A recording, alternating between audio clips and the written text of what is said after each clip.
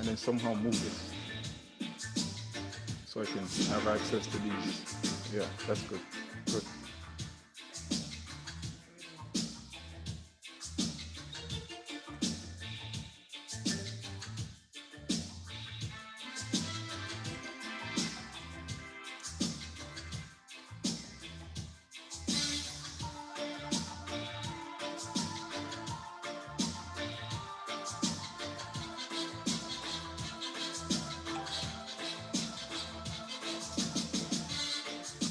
Yes, come on in, check one, check one. Come on in, check two, check two. Right. You're now inside the Tough Forum.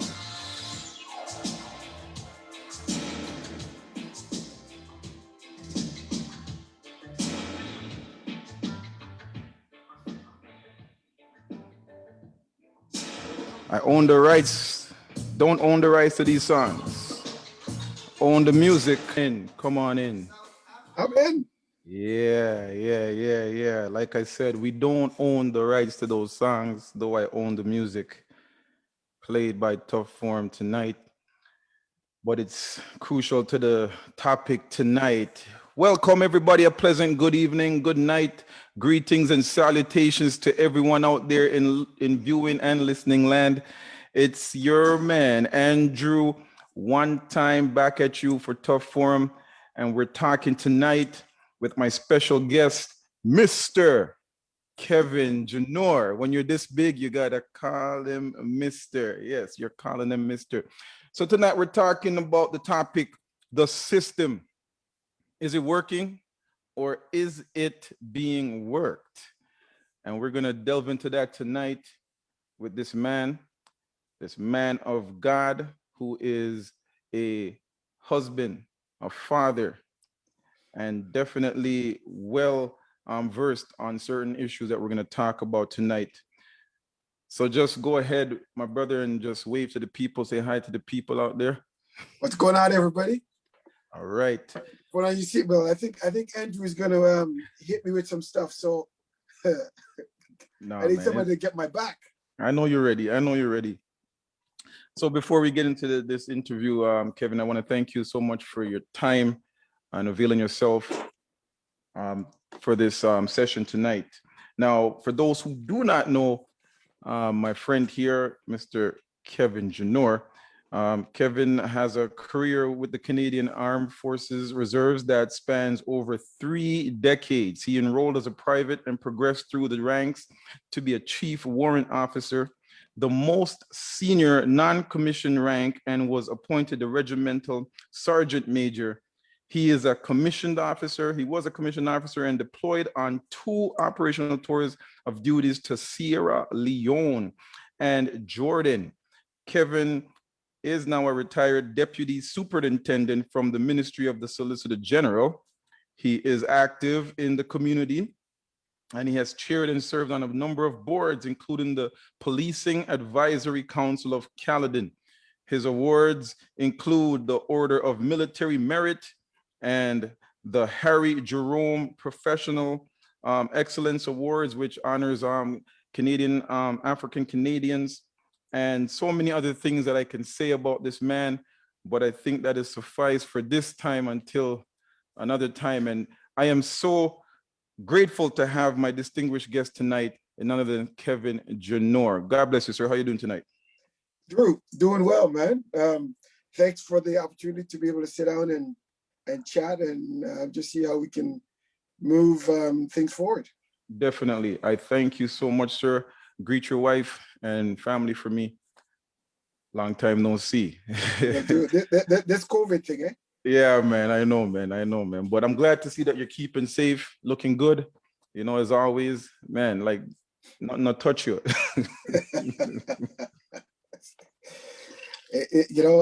What was it? 7 months in Jordan was quite interesting. So being back home now and enjoying the family and all that, some good food.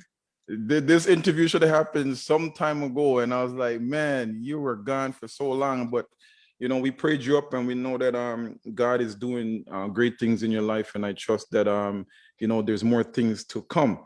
So tonight, Kevin, we're talking about the system. Listen, I got a lot of questions for you, and I know some people might have a question. So people who are viewing on Facebook or on Zoom tonight, feel free to chime in with your questions, whether you're going to type them in, and we'll try to jump into those a little later on into the program.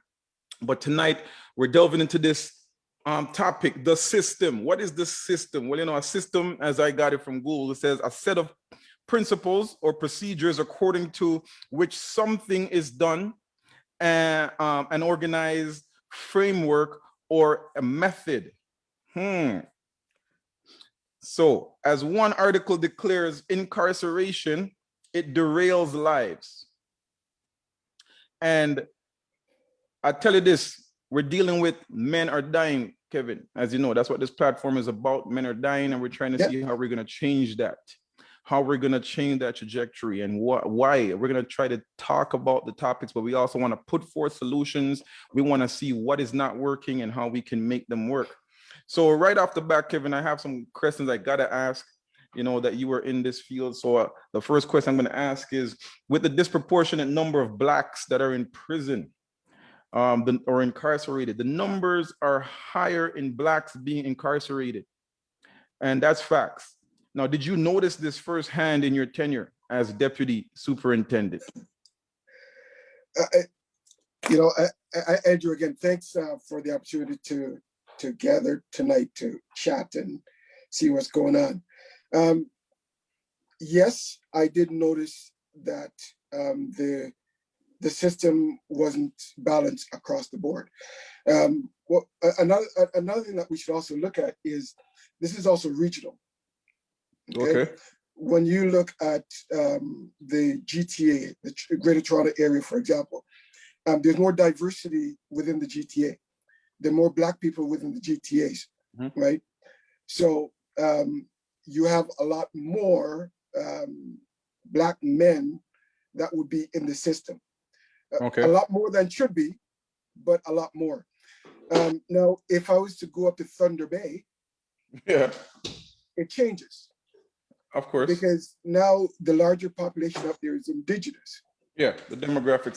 So you'll see that the Indigenous population is now the population that is more so targeted.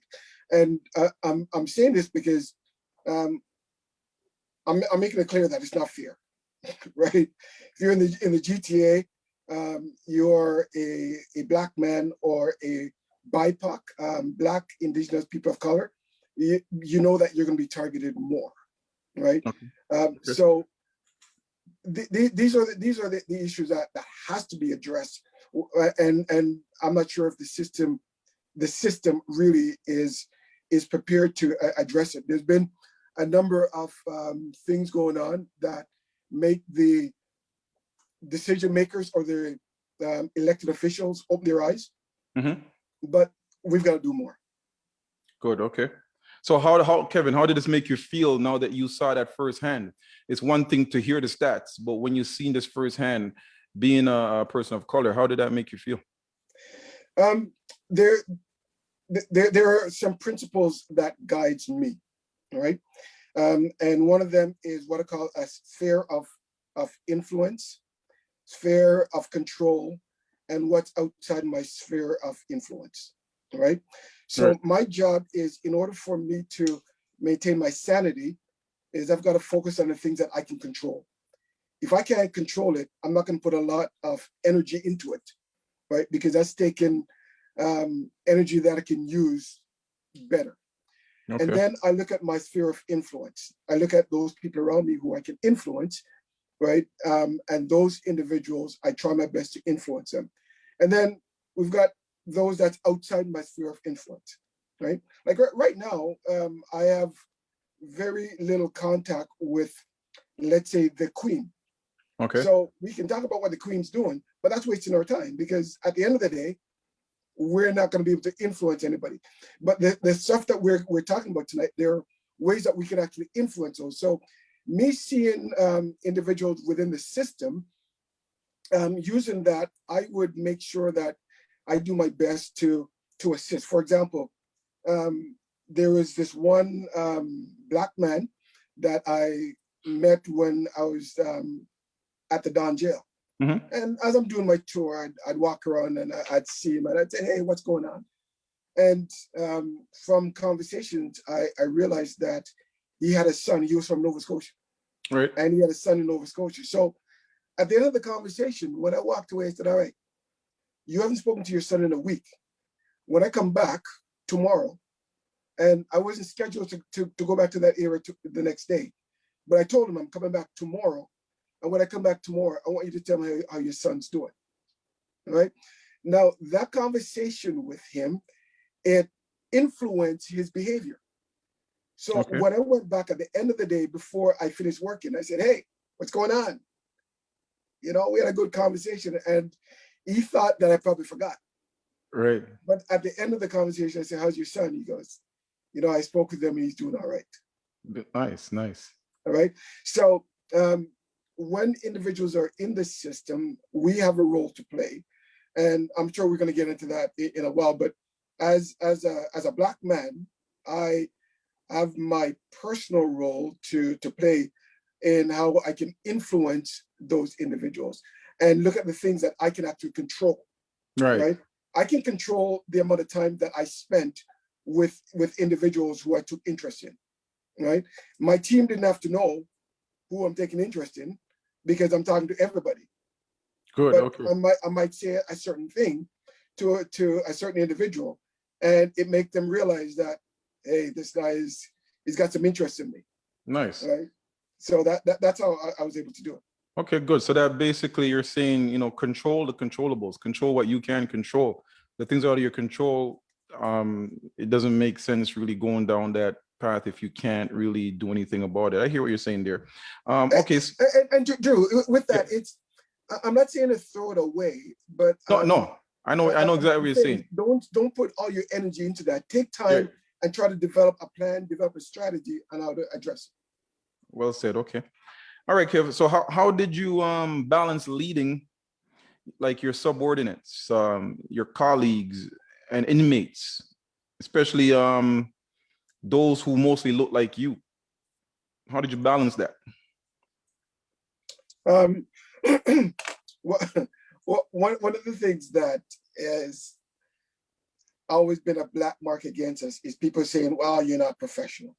Mm-hmm. Right. So I made sure that I conducted myself in a professional manner. And doing that, there are principles of leadership that I demonstrated on a daily basis. And I wasn't just leading my corrections team, but I was also leading the offenders, right? And in doing that, you know, I would question my team. I would question what they're doing. I would question their behavior. I'd question their attitude, right? At the same time, if they come to me about an offender and what they're doing, and they expect me and they want me to support them, I'm going to support the team, right? I also want them to give me enough information that I'm going to make an informed decision as to how I'm going to support them.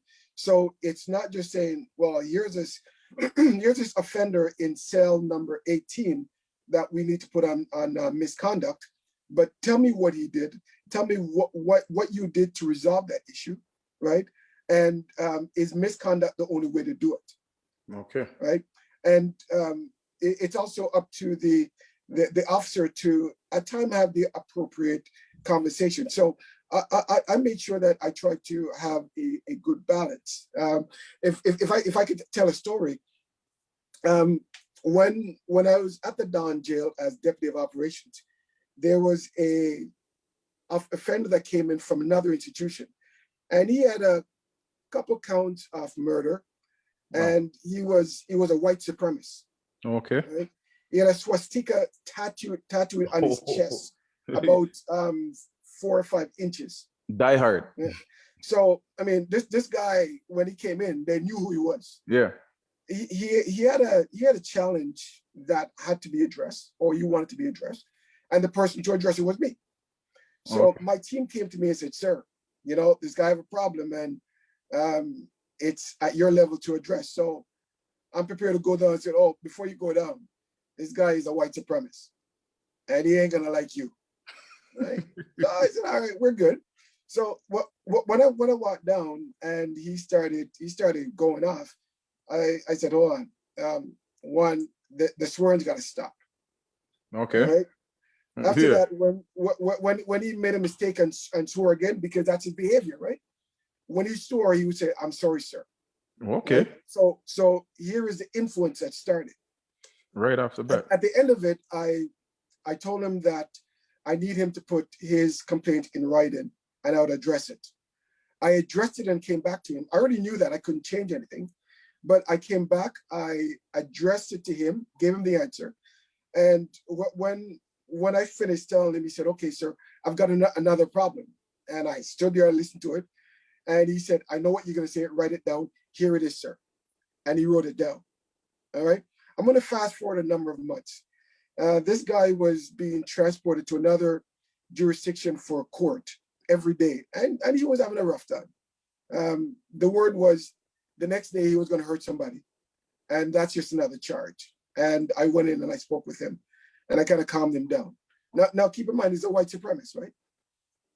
And after he was calmed down, he went through, and at the end of it, he got life in prison. And just before he was shipped out, I was given another assignment away from the Don. And I went to him and I said, before some of the officers, I said, "I want to thank you." He said, "What?" I said, "The two of us aren't supposed to be getting along." I said, "But we got along." He said, "Sir, you came down and you respected me. And because you respect me, I respect you." Okay. Right? Well, that answers my question there. So it goes back to treating a person as a human being. Okay. I'm in a position where I have a certain degree of control, right? So I exercise the control. I also have a certain amount of influence, so I exercise that influence, right? And it paid off. Here's a guy who I should not be talking with. Yes, of course. Yeah, you know what? That's a really interesting story. I like how you brought that up. We're gonna delve into that a little bit later on, because what you said, they're treating them as human beings, is very profound, and it's something that some people may overlook just because of the simple fact that you associated with some organization, or because you're simply in the prison system. So we'll come back and touch that, because I have some other questions I want to ask you on that. So Kevin, let me go on and then ask you then, did you ever feel like, for many years now, couple years in particular, I would say probably about the last 4 or 5 years, I personally have noticed a shift in authority and people in places of power, or levels in organizations like the police department, like chiefs, for example. A lot of Black chiefs I've been seeing. Even in our city, Toronto, we had our retired now Chief Saunders, and I've lived through Fantino, Blair, etc., all these other chiefs, and then finally I saw a Black chief. But it was something that was really unheard of for decades, that you haven't seen this. So now you see all these examples of police in a high ranking area, and you are one of those people who was in a high ranking area in your division. I want to ask you, did you ever feel that your position was being judged because of your color and not what you actually brought to the table? I was recruited to come to corrections.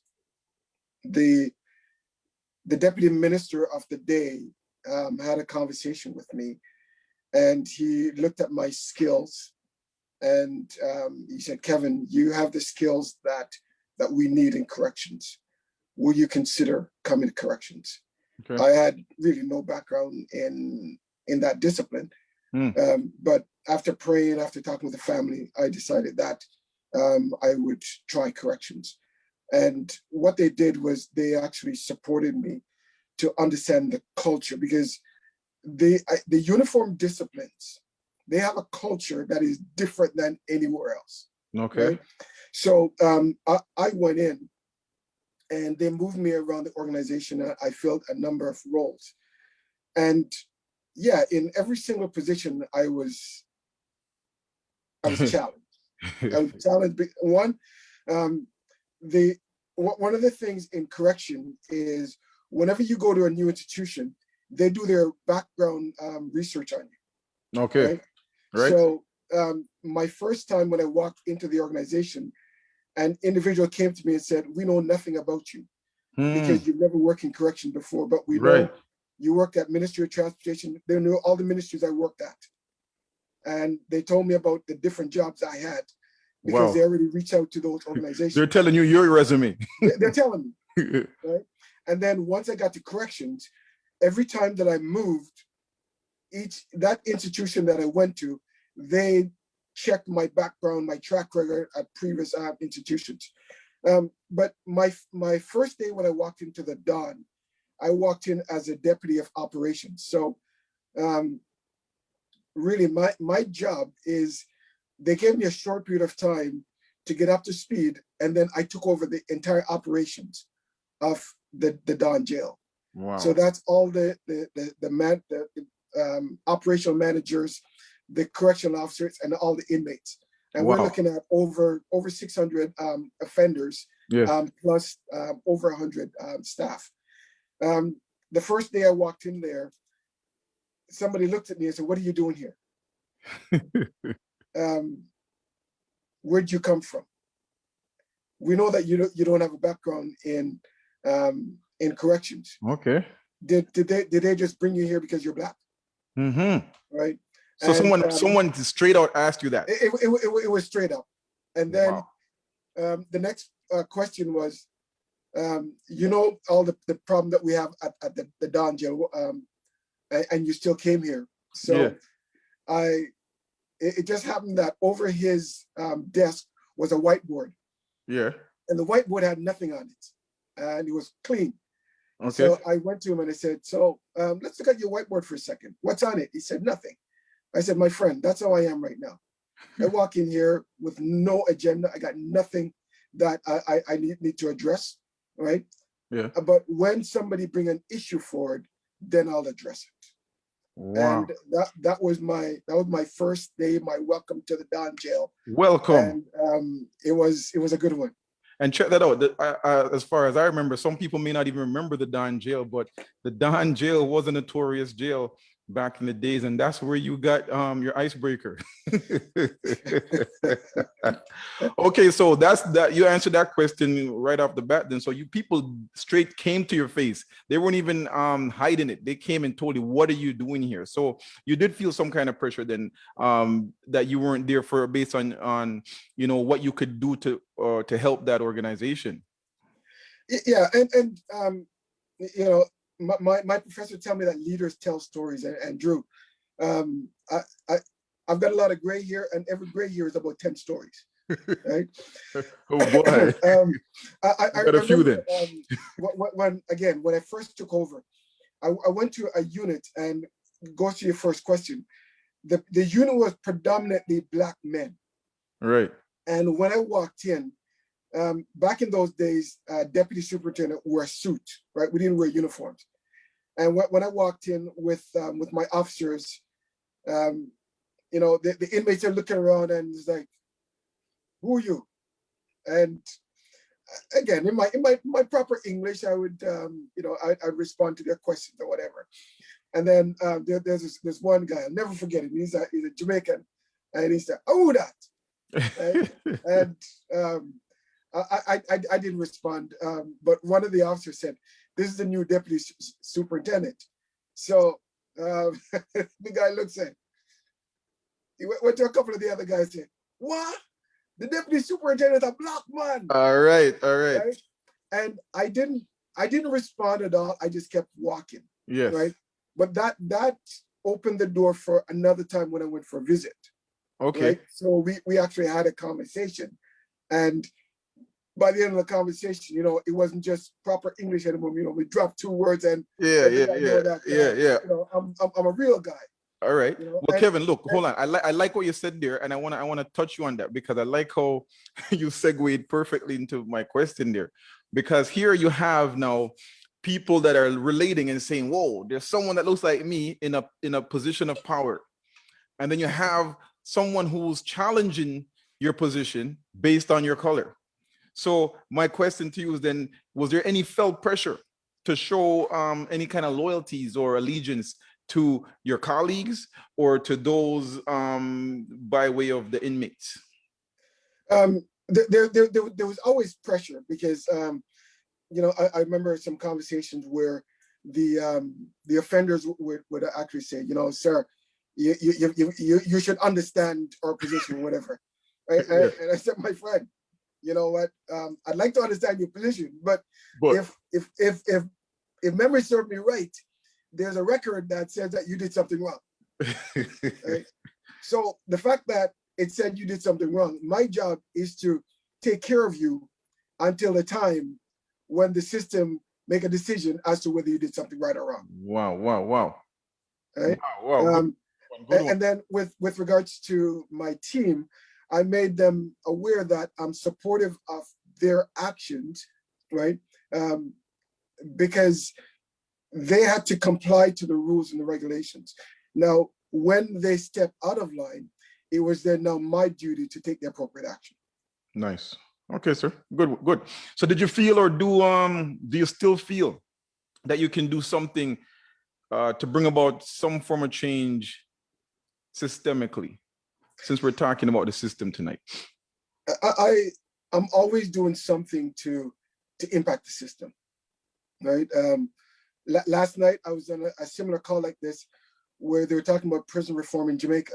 Wow. Right. So I was able to have a dialogue with regards to what's going on and how things can be done. With regards to the system here in Ontario, I continue to be engaged in the system. And if I could throw this in at this point, we've got to understand that there is a broader system. All right. There's the home. There's a community. Yes. Right. There is the excuse me. Bless you. There's interaction with law enforcement or the police officers, and that occurs when an individual does something wrong, or it is perceived that the person did something wrong, right?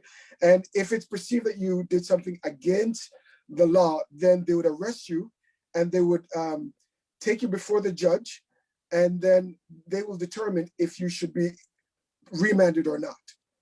And if you're remanded, then that's when you would come to the system and see an institution, and then you go back and forth until the judge decide whether you're guilty or not, right?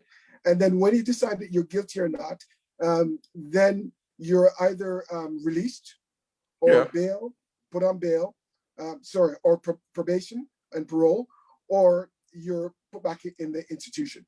Well, right? This sounds like the judicial system that we know it as today. So this is a complete system. Right. And then once you're released, you go back home, right? Or back to your community. And now when you look at that entire package of the system, we've got to be able to influence the overall system, right? From start, from end to end, right? And this is where we as a people need to be able to come together and say, this is how we're going to impact the system. Now, Kevin, I hear what you're saying. I'm going to push back a little bit now, because when you talk about the system in the home, it's one thing to talk about the influence, but how do you really impact the home once they have left that institution and now they're back into society, or they're going back into that house? How does that influence go into the house? Is it incumbent on the parents or the people in that house, the authority figures in the house? Or especially if that person that wasn't the offender is an adult, like how is that system work? The system, we can talk about what the system does. And the bottom line is, I don't know too many people that come out of the system better than how they went in. Oh, hold on. Say that again. I don't know too many people who come out of the system better than how they went in. Okay, so you don't believe that the system is somewhat of a deterrent? I think it impacts few people.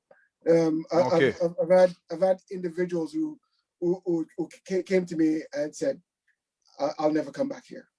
Okay. I'm glad you touched it. Listen to this. Now, offenders, especially reoffenders, right? They seem not to fear being arrested. It seems they have an expectation that they will get out eventually, right? Or they may get off, or they may get a slap on the wrist. Law enforcement, on the other hand, they have the authority, and they seem to get the benefit of the doubt most of the time, right? Because they're the good guys, right? So what can be done systemically to ensure laws are not being abused on either side?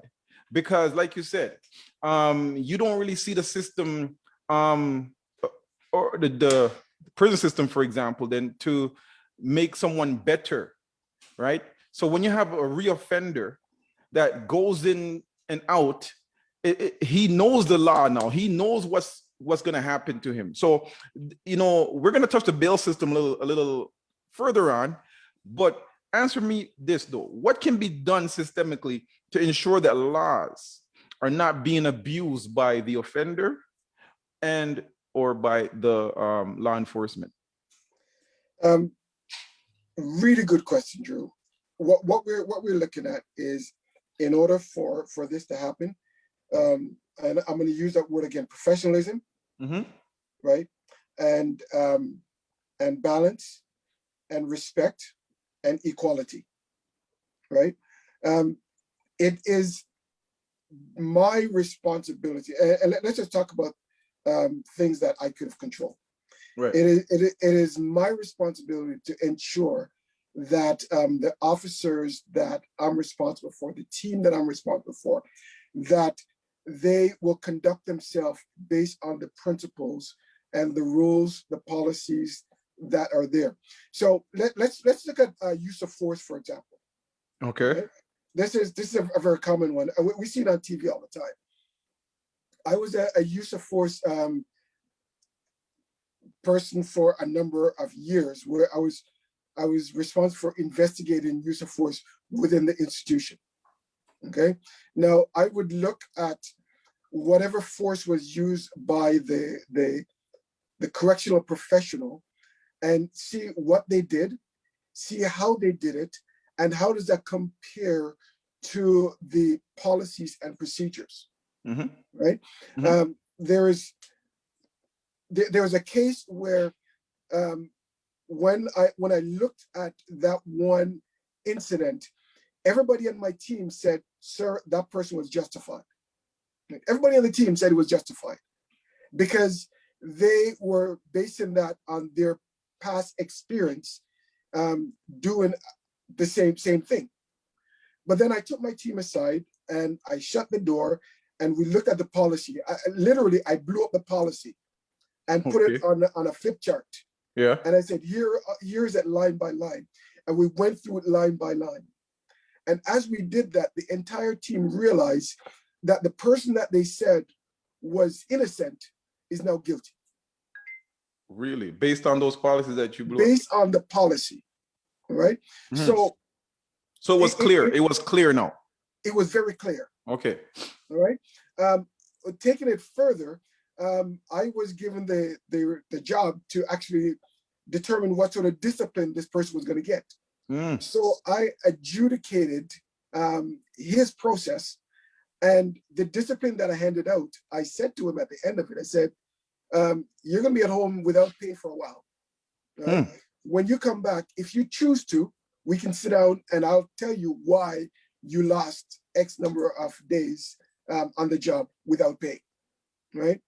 And it's his right to grieve it. And when he came back, this individual said to me, "Sir, I thought what I did was right, but after I went home, I was able to think about it, and I think you made the right decision." Okay. All right. Now, I then walked him through my decision-making process, and he was able to use that to change his way of doing things. Nice. Right. So that was my way of influencing my team, and his experience went across the institution. As a matter of fact, it went across the province. Right. We also have offenders who would break the rule. We had one guy who was put in segregation, and when he was in segregation, he came to me and he said, you have to take me out. I hear that you're the man. I said, well, I could, but you're there for certain reasons, right? And after he laid out his card and tell me how important he is outside, I said, yeah, you might have been important when you're out there, but to me, you're another guy in orange. Wow. Right? So you're just like everybody else. Yeah. Now, from that conversation, right, that individual kept on coming back to me whenever he saw me. I was able to influence his behavior that in the span of a month, I advocated on his behalf to get him out of SEG, and my team agreed with me. Okay. So right? that must have been gratifying, Kevin, for you. And that leads me into my next question, since we're talking about. By the way, he was black too. He was black too. Hey, listen, man, I have some things that, I'm just building up because, anyway, you're in the top forum. For those who don't know, my guest tonight, my distinguished guest tonight is Mr. Kevin Junor, a man of many talents and has been through the ranks over 3 decades in the Canadian Armed Forces Reserves. And he was a former deputy superintendent, worked at the notorious Don Jail, went to Maplehurst, and man, the list goes on. Sir, I need to ask this question since I don't want to wait till later. Let me go into this now. The bail system. Many have the bail system as a revolving door, right? And I want to ask, some say it's just a revolving door. Is the bail system, Kevin, in your opinion, too lenient? Is it too confusing, or is it just too old? And why I ask this question, especially the too old part, is because what you just said, you blew up policies. And when everyone saw this thing and dissected it, everyone saw, okay, this is the fitting sentence, this is the fitting thing to be done. Even an inmate can say, okay, I see why I deserve this treatment. So is the bail system, is it just too lenient in Canada? In Canada, is it in Ontario? Is it too confusing, or is it just too old? Drew, I think the bail system is flawed, right? We've had Chief Saunders. He didn't mince any meat. He said, it's got to be overhauled. And what does an efficient bail system look like? I'm not sure, but I would like to take this conversation in a bit of a different direction than where you initially want to take it. The revolving door? Yeah, there is power that we have, right? Mm-hmm. And the bail system, it's not determined by the police or by the correctional professional or by the judge or by a bunch of individuals. The bail system is determined by people who have authority, and they have the position to say, this is how we're going to do it. And these are elected officials. Now, is the bail system also, why I know why you went there, because it also is speaking to people's rights, right? Yes. Okay. Right? Yes. So here, we spend a lot of time complaining about the system, right? But what I would humbly say to people is complain in writing, right? Each of us have a number of elected officials. If you live in Ontario, you have a councillor, you have a mayor, you've got a member of provincial parliament, you've got a member of parliament, right? Put pen to paper and let these individuals know that you're not happy with it, right? Okay. It's one thing for us to complain and go to the news, and the news can say, yes, this is the way it is, and these are people are complaining. But when you start writing and going to your elected official and said, my friend, you want me to vote for you, but you need to listen to me. Because I think that there are kings and there are kingmakers. And the kingmaker is more powerful than the king, right? Because the kingmaker put the king on the throne. Okay. The people that go in to mark their X when they go to vote, they're the ones that put the decision makers in position. So this is an opportunity. If you want to change things like change the system, we've got to influence the decision makers. I hear you. Good one. We're gonna touch on that one, Kevin, because that's a sticky one. But we're in the tough forum, and that's why we're dealing with it tonight. It's not gonna be no easy issues in here. I'm speaking with Kevin Junor, retired now, former deputy superintendent. We have some questions here, Kevin. I'm gonna just take a little pause out of my questions so to get some. I have one here from Elder Myers. Shout out to Elder Myers. Good to see you online here, sir. And he asked a question. Hey, listen, he's supposed to be my friend, so it's a tough question. Tell him to take it back. No. We're dealing with every tough question inside the tough forum tonight. But I have two questions here. One on the first one here that I think we answered a little bit, but you can just elaborate quickly on it. It says, what's the reason most Black men are incarcerated by the system? I guess as in opposed to our counterparts are the whites. And this answer is going to be tough, right? And some people might not like it, but let me hear it. There are a couple of reasons, right? One, and the one that we talk about all the time is the system is biased, right? Okay. We've gone through Cardin, we've gone through all these pieces. I've been stopped by the police when I was younger, right? So I understand to this very day, with my blessings and my accomplishments, when I'm driving down the street and I see a police officer, I kind of make sure I pull up because one, the car I drive, that's an attraction to begin with. Right. So there's a problem in the system. I think the second part of it is a lot of our Black men are not disciplined. Right. Okay. And because we show lack of discipline, then the police officer and those in the law enforcement arena would treat us differently, and they expect that we're going to fight back. So once we become confrontational, right, then we become wrong. And it's that easy, right? If again, let's talk about what I know. Within the correctional system, if one of the officer went to an offender who's Black and said, go down on the ground, right? I expect that individual is going to go down on the ground, right? And the reason why I say that is one of the piece that we have is an officer is fully in control when that offender obeys the command. And if the command right now is to go on the ground, you go on the ground. If it's to lean against a wall and be on your fingertips, then you do it, right? So are you disciplined enough to do it?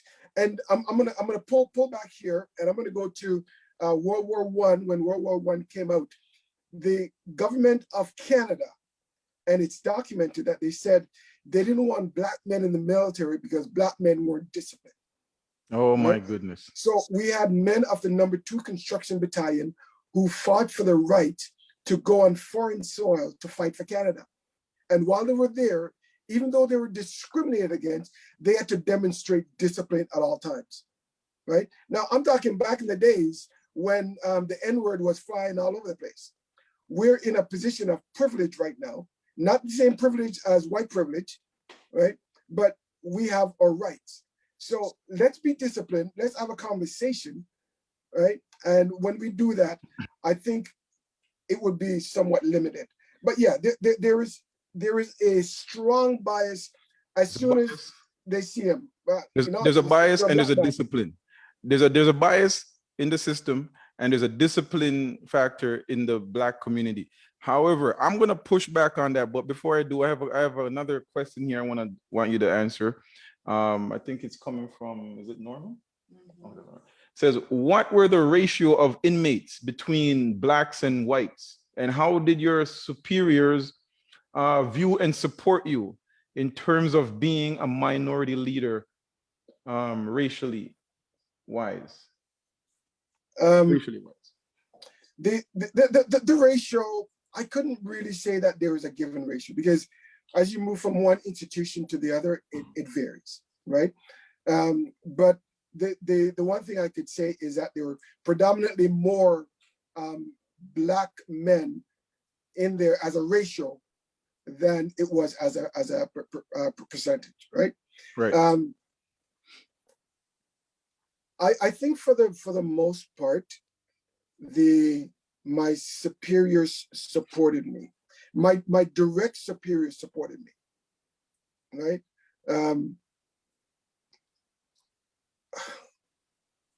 I have actually gone to individuals in the organization above me and let them know that I know they don't support me. Oh. And in the conversation, they said, "Well, you know, Kevin, you're an important member of our teams." And I said, "You know what? I'm not asking whether I'm an important member of the team, because what I bring to the table, Yeah. some of you can't do." You're looking for the support, right? But I know that I'm not a part of your inner circle.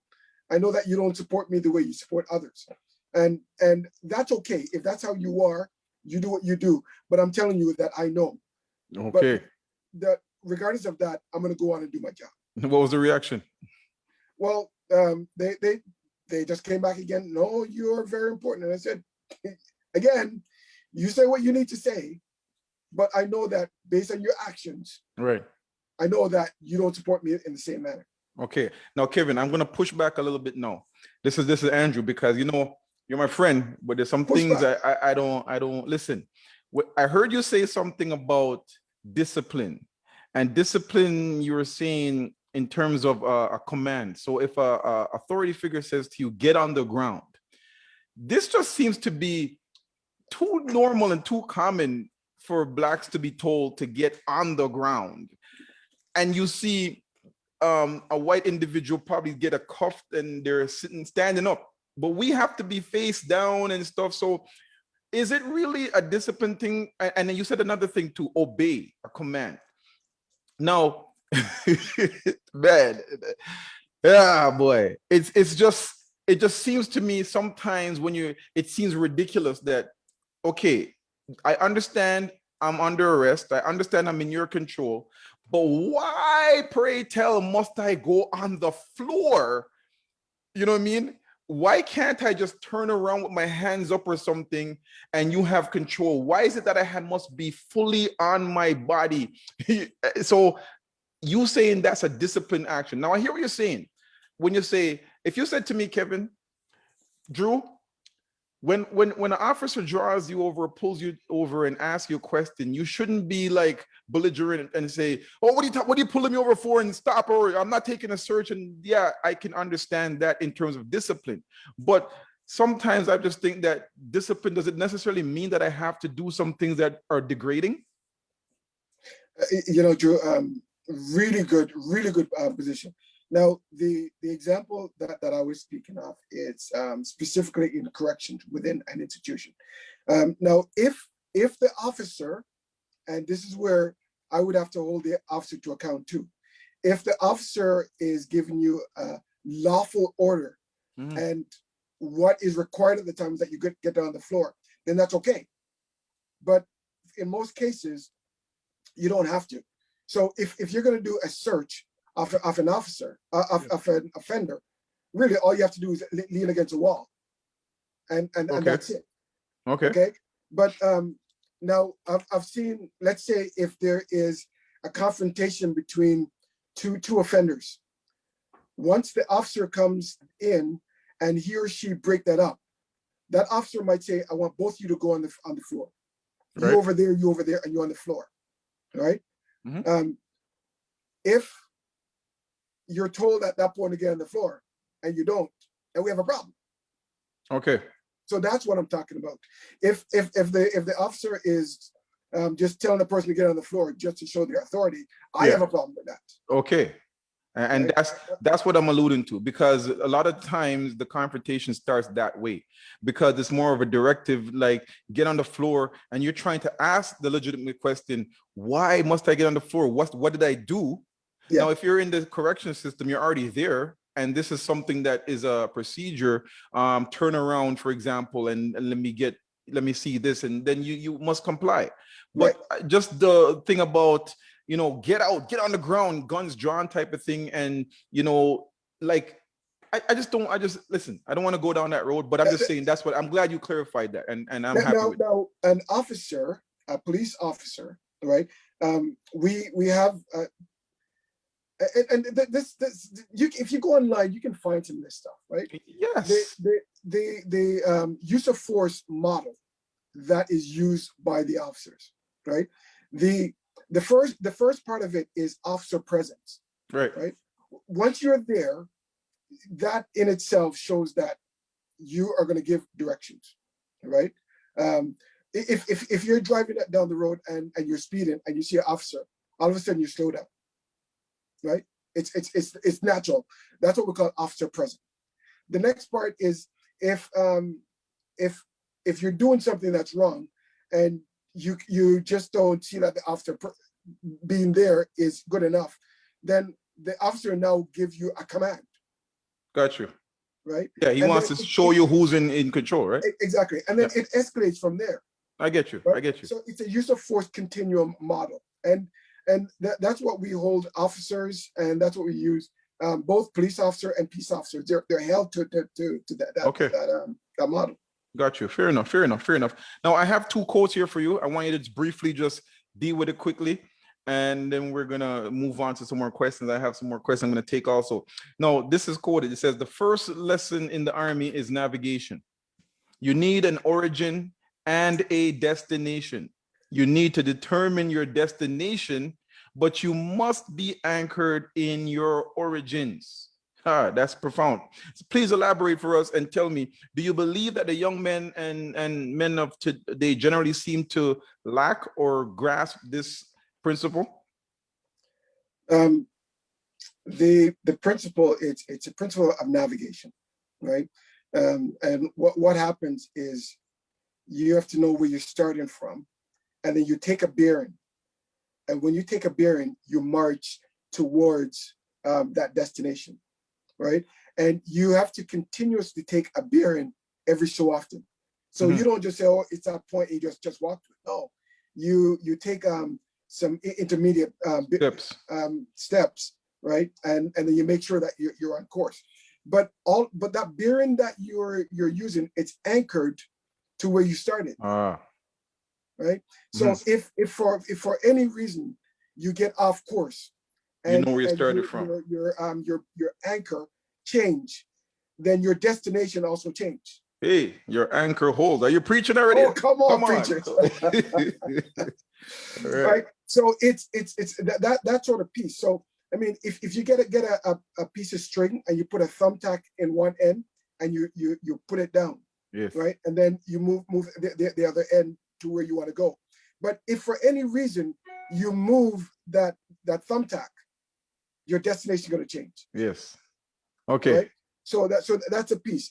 I think within our society today, a lot of people they've lost the anchor, they've lost the contact. So we've got children now that's going up to their parents and talking to their parents in ways that, man, if I spoke to my mother like that, okay, my mom really believed in Bible. She believed in the right hand of fellowship. Yes. Right?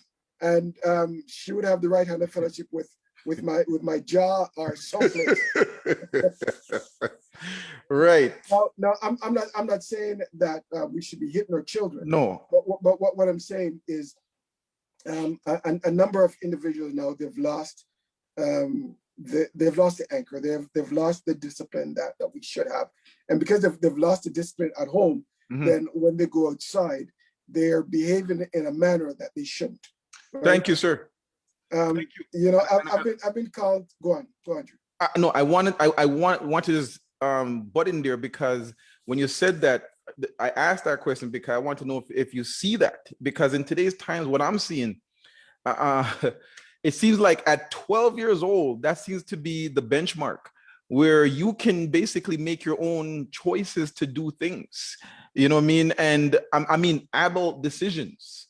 And I heard my little 6-year-old granddaughter talking about, Papa, I can make my own choices, right? I was saying that to our last guest.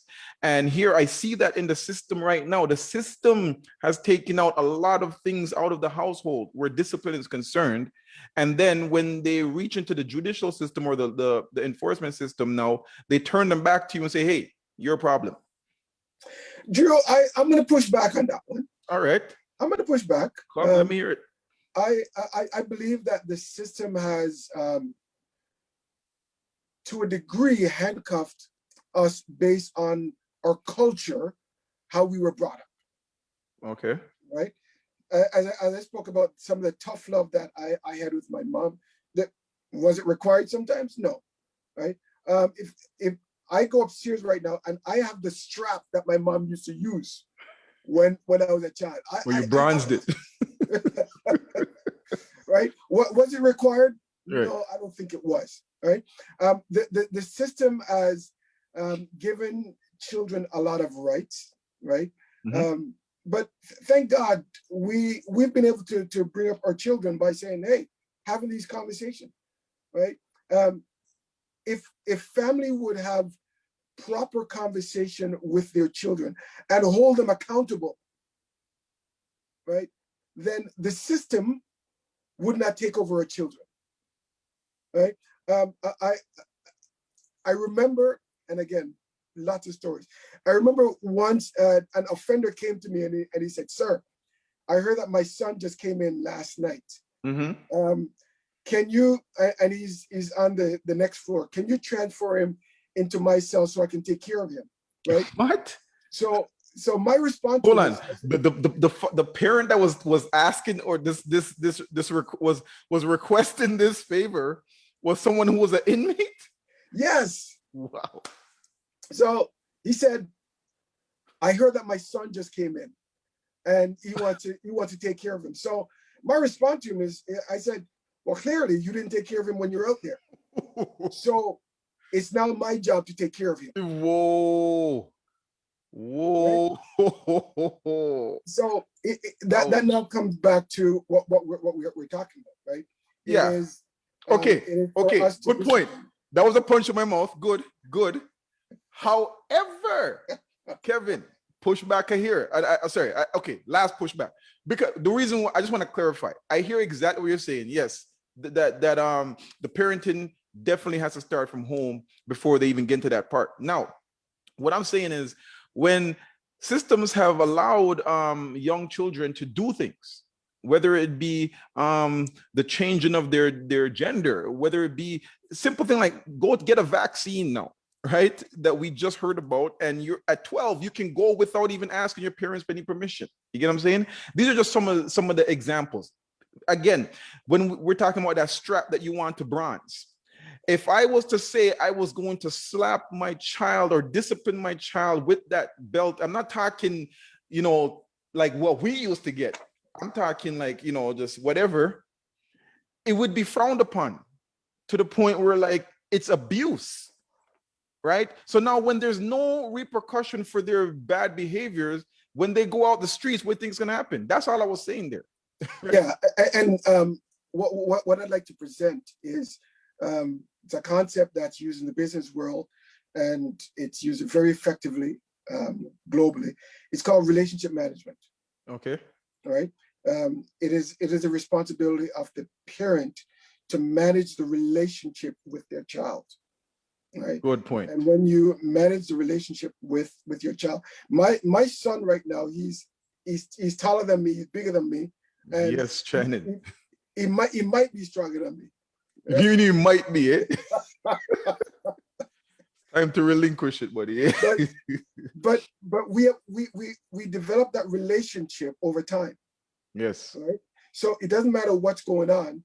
If anything happens, all right, he's going to talk to me as father. Good. Right. My daughter, she's going to talk to me as father. Shout out to Shayna. And we're gonna have some we're gonna have some strong words. We might disagree, but there's gonna be respect there because of the relationship that we build. At the end, will there be clarity at the end? There definitely will be clarity, right? So the families where it is considered that the government have taken the right of the parents, I would humbly submit to you that probably the relationship wasn't that good to begin with. Good point. Okay. Right. Good point. Good point. All right. You know, my wife, as you know, she's an angel. Yes.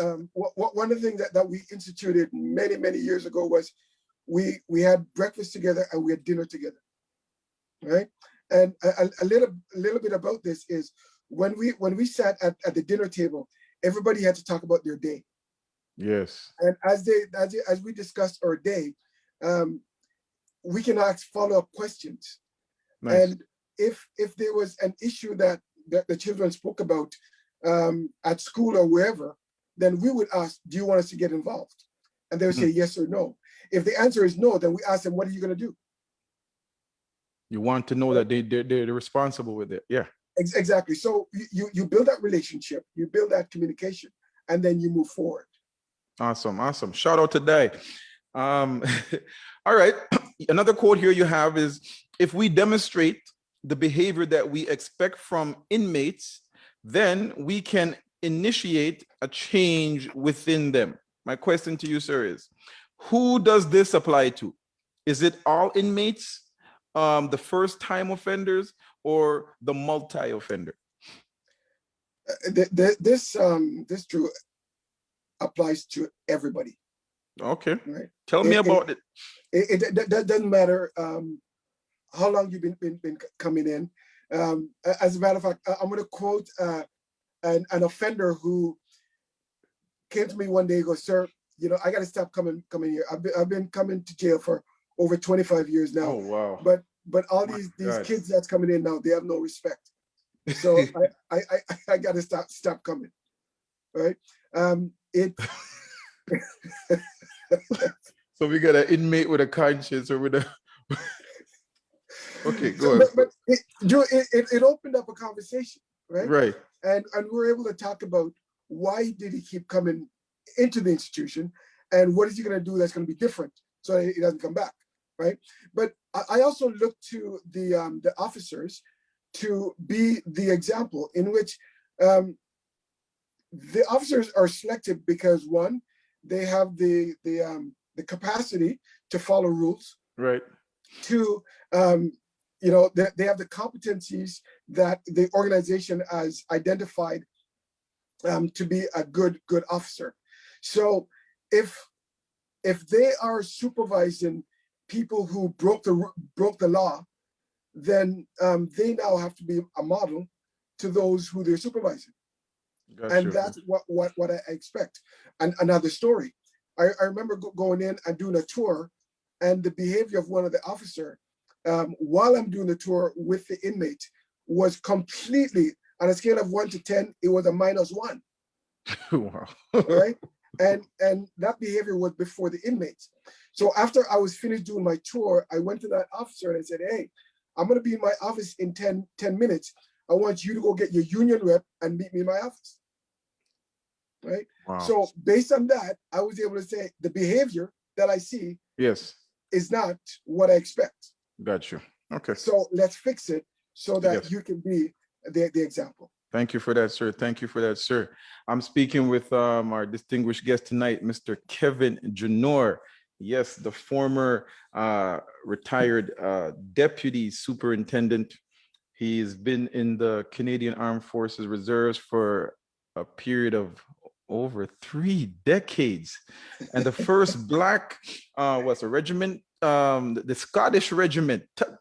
Okay, give us 1 minute about the Scottish thing, because here I'm looking on this Black man here. You're telling me Scottish? Is that with the kilt and everything, bro? Like, tell us about this.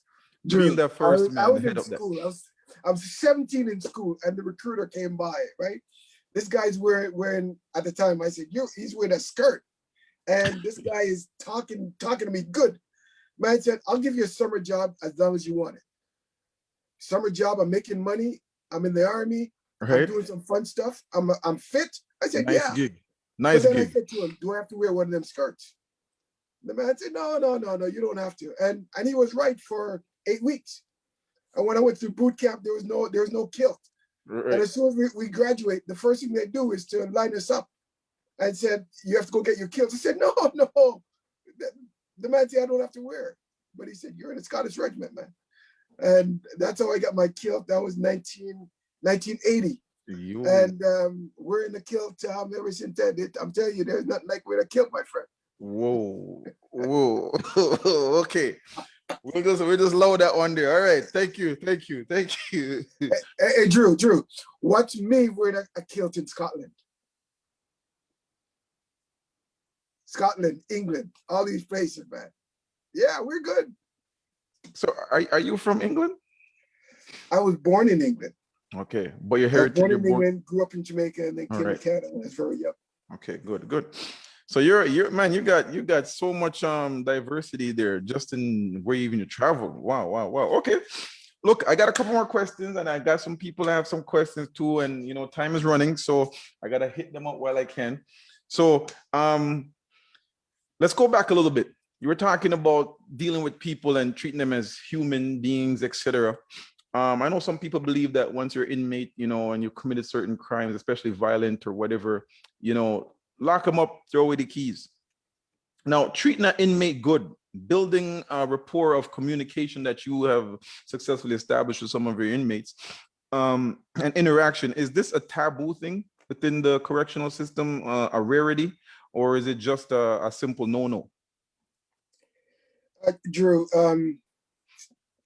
being incarcerated is the punishment, Right? right? You don't go to an institution to be punished. The punishment is being incarcerated. Incarcerated. Right? And after you've served your time, you're coming back out and you're going to come back into society. And we expect that you're going to reintegrate properly. So Okay. it is for us to treat you as a human being.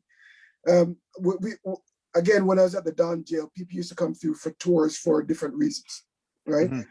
And whenever there's a tour that was coming through and I had the opportunity, I would tell them personally that when they walk through, they're seeing men behind bars, not animals.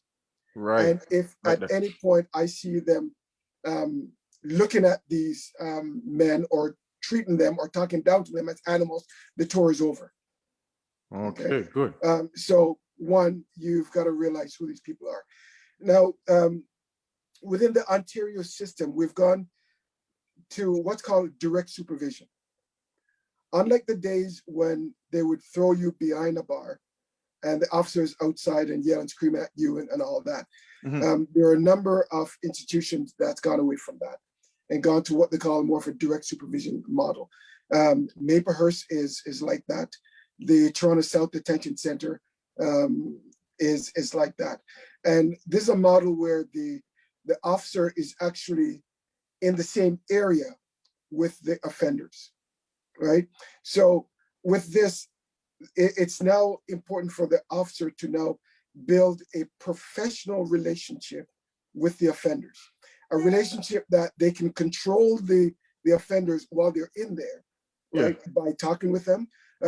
You can see officers sitting down having a conversation with the offenders because the officers now have the power to control the environment and make sure that the offenders are treated like human beings. Yes. They're not sitting on these metal seats that they used to have. They now have a half decent chair that a human being would want to sit on. Okay. Yeah, I like what you said there because you know what,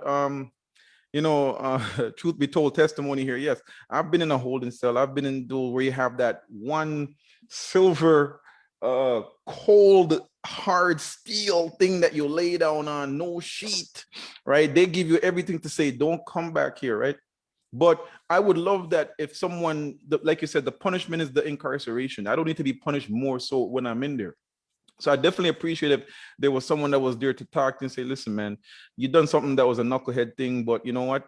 try not to come back in here, buddy. And you know what? Try to do better. And those type of positive influence would be better than, hey, inmate, come here type of thing. So I do appreciate what you're saying there. However, I believe that some people do believe that when you show that kind of leniency or that kind of rapport, it's almost like you're somewhat condoning or I don't know what the word I'm trying to say, but you know what I mean? It's almost like it's infringed upon. That's why I asked the question. Yeah, and I know that a lot of people believe that way.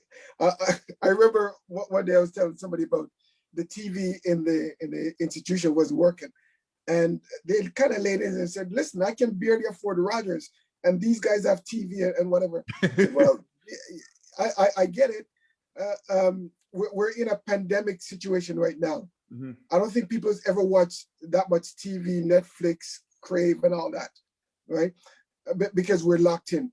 Here we've got individuals that's locked in 24/7, right? So there are certain things that we can give based on their human rights that can make life tolerable for them. And when they come out, they're not rabid animals, but they're human beings. Thank you, sir. I love that. Appreciate it. I'm speaking with Kevin Junor tonight, my distinguished guest, Mr. Kevin Junor, who's helping us and talking about the system. Is it working, or is it being worked? I have a question here on Zoom coming from Norman again. Said, in your time in the system, were there a lot of innocent inmates who were in because they couldn't afford high-profile lawyers? The reason why he's asking this question is he was reading an article about 3 kids which did 36 years out of a life sentence because of being accused of killing a 14-year-old over an athletic jacket. Just wondering if you had those kinds of conversation with inmates, so they're in there innocently, just didn't have a good lawyer. Most of the conversations that I've had with offenders, they're all innocent, right? You talk to everybody and they said they're innocent, right? But was there anyone legitimately? And in my job, it's not for me to decide, right? I am when I was there, I was a custodian of individuals who the system deemed to have done something wrong. Yeah. And my job was to take care of them. As a matter of fact, I did not personally look at anybody's file. Okay, thank you. Good answer. Listen, don't even go no further. That's a good answer, because as you answered it, it just rang into my head. No one's really giving you a whole detailed file and saying, okay, this is his file and this was all the evidence that we gathered why he's here. He was convicted or whatever reason, and that's why they're there. But I think what some people wonder, though, could they have had a better chance? And again, we'd be only speculating. So I thank you for that answer. Now, my time is running short, so I have another question here. There was Elder Myers again. Thank you. Shout out to Elder Myers, Brother Jeff. I love Elder Myers. He says, you think poverty, and this is going to go into my closing too, but you think poverty and ignorance play a role in our men being incarcerated? Big, massive role. Big role. All right. The current superintendent of police in Jamaica, he made a distinction between crime, crime and it'll come to me. But he was saying for some people, all right, they commit a petty crime because they're hungry. So they'll go steal something. All right. It's a crime. Yes. Right. But then you're looking at the difference between that and somebody who commit murder. Right. There is a difference between those two. And so it definitely plays a role there. When you're in a state of poverty, right, you do things that normally you wouldn't do. If my family don't have food to eat, I'm gonna do whatever it takes to make sure that they can eat, right? And I would consider. I didn't say I would do it, but I would consider breaking the law, right? To feed. To feed my family. Yeah. There's an article, and it's online. When they wrote about me in the Toronto Star, I said the difference between me and the person on the other side of the bar is 2 seconds. I took 2 seconds to think about my action before decided not to do it, whereas the other person didn't take the time to think about it. Mm. Right? So, poverty and can force people to do things. Thank you for that, sir. All right. I got 3 hot topics, and then I'm going to try to wrap it up so that you can get your shout outs and do your 2-minute rant, and then I can do my rant, and we're going to close off this. But I have 3 hot topics, just some 30-second answers for me. Police body cams. We know that technology has changed over the years, over the decades, definitely influenced the way justice is served or weighed. Is this a culture change for law enforcement and for the judicial system? It is a culture change. When I was in corrections, I was also responsible for training or corrections SWAT team. And one of the policies that we were looking at while I was there was to allow all of the members to actually have a camera or have a camera there that would be used. Right. So we looked at that, and I think it was great because it makes people now start thinking about what they're doing. Right. So okay. I'm 100% supportive. Culture change. Okay. The blue line or the blue wall. Is it a career suicide to call out a fellow officer, whether within the army, the police, or corrections? I mean, we're just talking about police cams, and sometimes some evidence are shown that what police is doing, and your partner might seen it. Is it like career suicide to call out a fellow officer within those organization, army, police, or correction? The disciplined elements are, it's based on trust. You've got to trust the person that is beside you, that they're going to have your back. And if they're doing something wrong and you call them out on it, then that erodes a trust that that person have with you and potentially somebody else. So yeah, it is a problem. There was a report that was done in corrections in 2012. And when I went to the corrections college, a part of my responsibility was to implement a number of recommendations that came out of that to eliminate that blue line or blue wall. Yeah. Okay. All right. Okay. Fair enough. Last hot topic, 30-second answer. Should policies be put in place for people to be dispatched in place of police officers when it comes to handling or de-escalating mental disorders? You know, all these shootings and what we heard in the last couple months and years with mental issues. Should there be policies be put forth to place people that go alongside police officers or go in the stead of police officers to handle these issues? If effective leadership requires that you use their best resources to resolve the issue. And at times, having somebody in uniform just escalate the issue. Right. So again, a part of my portfolio was I was also responsible for the training of all the negotiators across the province. Right, negotiators didn't wear uniform; they just wore a golf shirt. Right, and a part of the negotiators' responsibility was to de-escalate the situation and then have it resolved. So at times, even as a deputy, I had the authority to call in the ISIT or the SWAT unit or the negotiators, and at times I would call in the negotiators first and give them some time to do their thing. And if they can de-escalate, then I don't need to use force. So the tool is there then, is just because it seems like the police is the social worker, the everything else in one. So the tool is there for them to call the negotiator. So again, it becomes a crisis. And I need a little bit more time with this one here, Drew. Okay. We're looking at crisis management. Right. And as the crisis manager, it is that person's responsibility to sum up what is going on. Right. And then you've got to look at the threat, the threat that exists, and what is the best resources that you need in order to de-escalate or eliminate the threat. Okay. Right.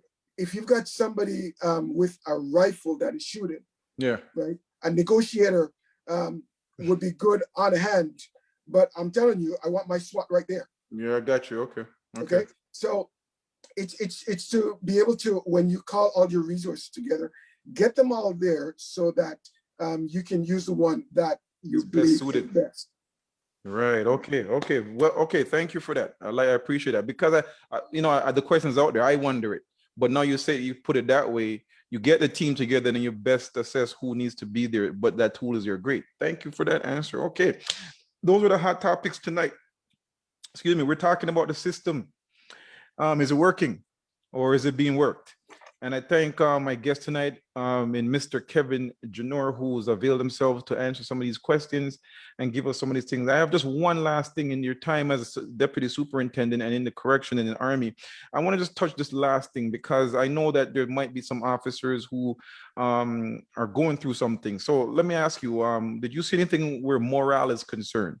What are some things that contribute to the morale in corrections and law enforcement? Like what were things that made have it like a low morale? Being, and I'll focus on corrections. Being a correctional officer is a very tough job, right? It can be a boring job, but it can be very tough because you can have an offender who is everything is going well, and then one thing happened and they go crazy. A quick example: we had somebody that was being deported, right, to an Eastern European country. This guy didn't want to go, and when he went to video court, he was told that he was being deported. The first thing that he did was, when he come back, he just punched the officer in the head. Wow. Right now, that's automatic charge. Yep. So he did that because he didn't want to go, and if we charge him, he wouldn't be on the flight the next day. Right now, I worked with the officer not to charge him at the time. He was charged later. In the event this person ever came back to Canada, they would pick him up at the airport, right? Because of the way that they do it, without getting into details.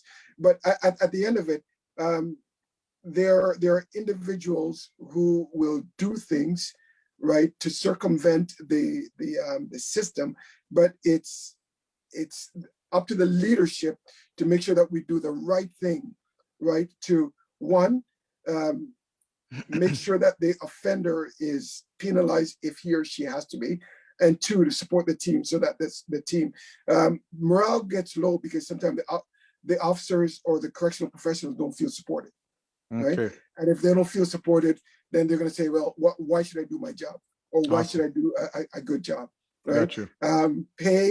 Pay is another issue. Everybody. they can compare themselves to other law enforcement and said, well, why is this? And I've made the case. A police officer can go on 10 calls, and out of the 10, there might be 2 that his or her life might be threatened. Wow. Right? Correctional officer, 10 out of 10, potentially the life could be threatened. Well, okay, good points. Okay. So when you look at factors like that, it impacts the morale. Okay, thank you, sir. Right? So there are a number of things like that, and you look at the working environment in some cases. You're short-staffed. Yeah. Okay. A number of factors. There's a lot. Thank you for enlightening us on that. I want to thank my guest tonight, Mr. Kevin Junor. Man, we could go on. I mean, I got so much questions, but the time won't allow us tonight. But I thank you for your time that you spent with us tonight, and giving us some insight to what you went through, and some things that we can change, and some things that we need to address. So at this time, with no further ado, is there anybody that you want to shout out? Anybody that you want to promote or talk? This is your time to do it. And after which, I'm going to let you have a 2-minute rant on this tough forum tonight. And so your shout outs first, what you want to promote, how can people reach you, do all of that. And then after that, give me your 2-minute rant, whether it's positive motivation or just your rant. Go ahead, sir. Drew, the first person got to be my wife, Di. I mean, I've been successful in all of these things, but the person that has supported me through all of this, and also experienced the pain I'm suffering. Wow. It's her and both my children, and not to mention my granddaughter. So you know, for them always being there. My family, my in-laws, mom, pop, All right. you know, great. Yes. And then you know we've got our spiritual fathers. You know, my pastor Bishop Kelly, All right. Pastor Kelly's wife, and just the church family. All right. Always being there for me, and you know, just the church community in general. Bless. That's going on. There's my friend, you know, Wes, right? Mhm. Every so often, Wes would just throw something on and say, "Hey, Ken, what's going on?" So, you know, a big supporter. So All right. again, and you know, I've got some mentors that have guided me. You know, Dave Mitchell, Rowan Thompson. You know, senior people in the government. As a matter of fact, the current Solicitor General that runs correction and all the police. Shout out to her who you know, really supported me in over my career. As a matter of fact, she stood up in the legislature to talk about me there. So big support there. I've been blessed, and you know, I just want to thank God. Thank God for you, man. You know, this exposure that you're giving me right now.